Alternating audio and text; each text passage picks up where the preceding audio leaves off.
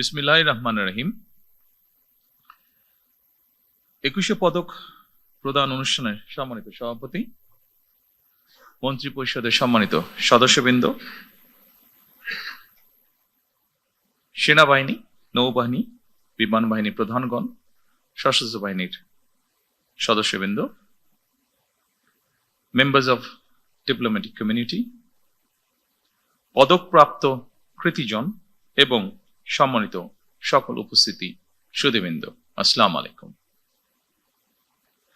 আজকের এই মহতী অনুষ্ঠানে এমন কিছু কৃতিমান ব্যক্তিত্ব উপস্থিত হয়েছেন যারা শিক্ষা, সংস্কৃতি, শিল্পকলার বিভিন্ন শাখায় অবদান রেখে নিজ গুণে সমাদৃত হয়েছেন। আমি অনুষ্ঠানের শুরুতেই এই কৃতিমানদের জানাই আন্তরিক অভিনন্দন। রাজনীতিবিদগণ রাষ্ট্র পরিচালনার দায়িত্বে থাকলেও একজন রাজনৈতিক কর্মী হিসাবে আমি বিশ্বাস করি জ্ঞানী গুণীজন দিক নির্দেশনার ভূমিকা পালন করে থাকেন। একটি রাষ্ট্র এবং সমাজে কৃতি মানুষদের সংখ্যা যত বেশি বাড়তে থাকবে, সমৃদ্ধি এবং নৈতিকতার মানদণ্ডে সেই সমাজ তত বেশি আলোকিত হতে থাকবে। সুতরাং রাষ্ট্র তার নিজের প্রয়োজনে জ্ঞানী গুণী মানুষদের সম্মানিত করে। সম্মানিত সকল উপস্থিতিবৃন্দ, সুধীবৃন্দ, এই উপলব্ধি থেকেই স্বাধীনতার ঘোষক শহীদ প্রেসিডেন্ট জিয়াউর রহমান স্বাধীন বাংলাদেশে প্রথমবারের মতন 21শে পদক প্রবর্তন করেছিলেন।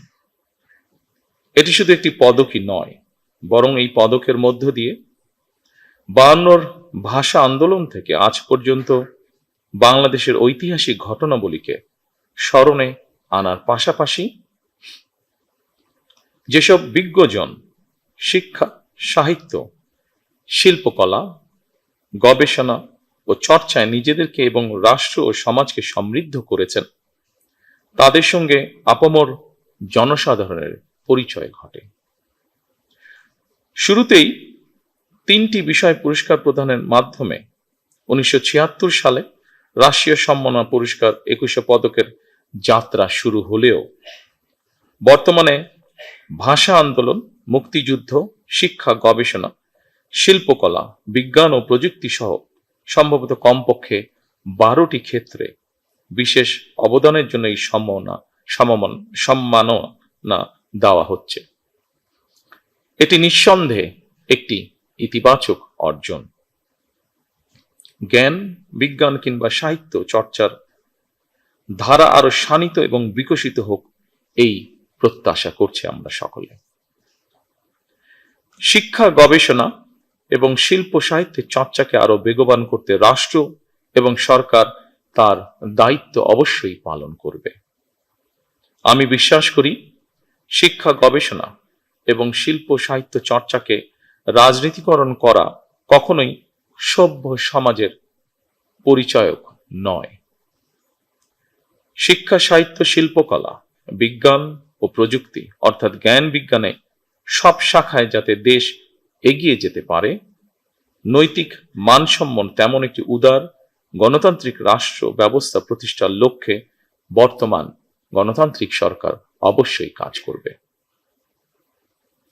আমাদের এই যাত্রায় দেশের বিজ্ঞজনদের দিক নির্দেশনা অবশ্যই প্রত্যাশিত। সম্মানিত সুধীবৃন্দ, আমাদের জাতীয় ইতিহাসে ফেব্রুয়ারি মাসের গুরুত্ব অপরিসীম, আর 21শে ফেব্রুয়ারি আমাদের আত্মপরিচয়ের স্মারক। বলা যায় আমাদের সংস্কৃতি চেতনার প্রাণ প্রবাহ 21শে ফেব্রুয়ারি। অপরদিকে 21শে ফেব্রুয়ারি একদিকে মাতৃভাষা মর্যাদা প্রতিষ্ঠার সংগ্রাম এবং একই সাথে এটি ছিল জালেমের বিরুদ্ধে নিজেদের অধিকার প্রতিষ্ঠার আন্দোলন। সুতরাং ফেব্রুয়ারি মানেই আত্মপরিচয় উপলব্ধির মাস, আমাদের শেকড় সন্ধানী মাস।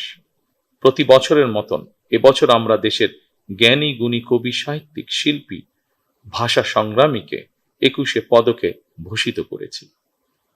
জ্ঞানী গুণীদের কর্ম এবং কর্মময় জীবনের সঙ্গে আপামর জনগণের পরিচয় করিয়ে দেওয়া রাষ্ট্রের অন্যতম দায়িত্ব। প্রিয় সুধীবৃন্দ, 21 আমাদের অবিনাশী চেতনা, সহাধিকার অর্জনের বীজ মন্ত্র। এবার আমরা ভাষা আন্দোলনের 74 বছর অতিক্রম করে 75 বছরে পদার্পণ করছি। অমর 21-এর ভাষা শহীদদের স্মরণে প্রবর্তিত আজকের 21শে পদক প্রদান অনুষ্ঠানে আমি গভীর শ্রদ্ধার সঙ্গে স্মরণ করছি ভাষা সংগ্রামীদের। আল্লাহ তাদের মৃত্যুকে শহীদি মৃত্যু হিসাবে কবুল করুন।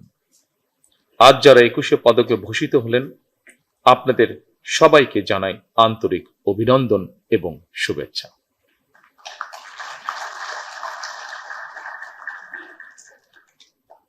আপনাদের সৃজন মুখর জীবন আরো দীর্ঘ হোক, কল্যাণময় হোক, আল্লাহর দরবারে সেই প্রার্থনা করছি। বাংলা ভাষা ও সাহিত্য নিশ্চয়ই একদিন বিশ্ব সাহিত্যের জগতে আলো ছড়াবে, এমন গর্বিত দিনের প্রত্যাশা করে আমি আমার বক্তব্য শেষ করছি। আল্লাহ হাফেজ। বাংলাদেশ জিন্দাবাদ।